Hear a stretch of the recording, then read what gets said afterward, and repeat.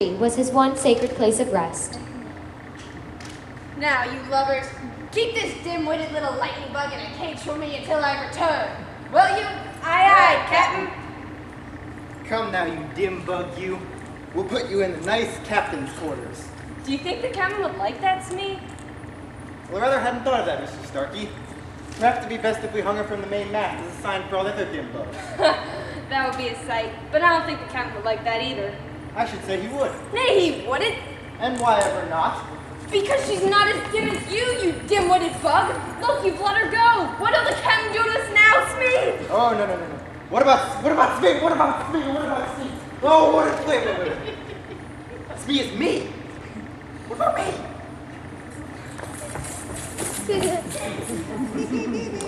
Tinkerbell raced through the woods toward the little treehouse. Would she get there in time? Tears streamed down her face as she flew, for she was as full of remorse as she had been in anger a while before.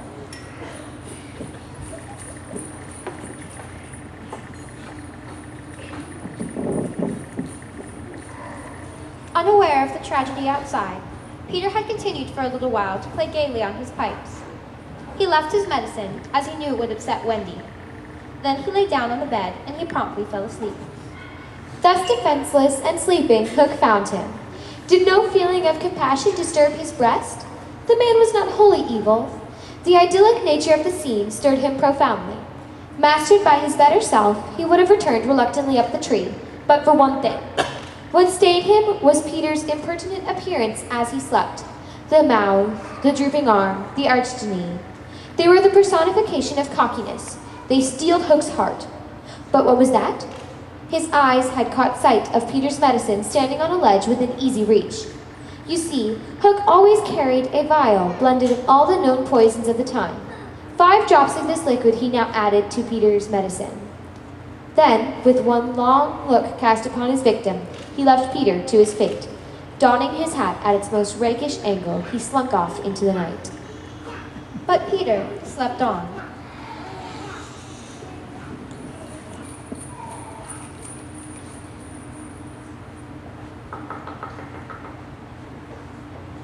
Who is it? I won't open unless you speak. Do let me in, Peter. What is it? Oh, you could never guess, but try. Out with it.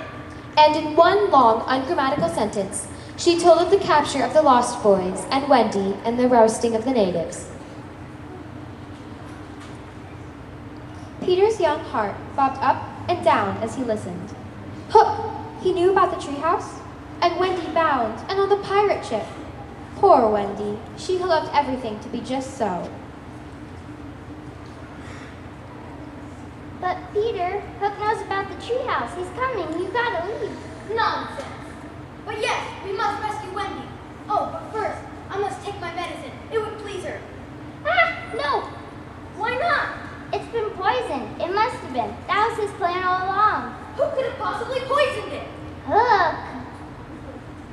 Oh, don't be silly. I would have known if Hook were here. I was awake the whole time.